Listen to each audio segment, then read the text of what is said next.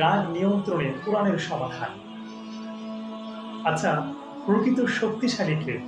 যে ভারী ওজন তুলতে পারে, নাকি যে রাগের সময় নিজেকে নিয়ন্ত্রণ করতে পারে?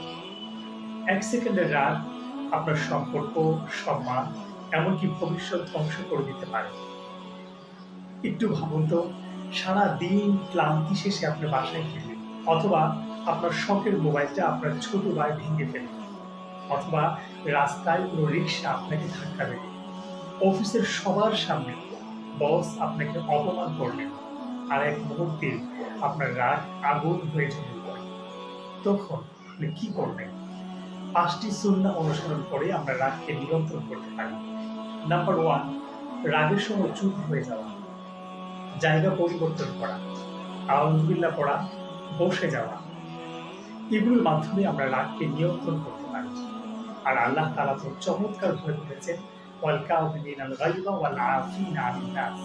আর যারা রাগ সংবরণ করে এবং মানুষকে ক্ষমা করে, আল্লাহ তাআলা তাদের পছন্দ করেন।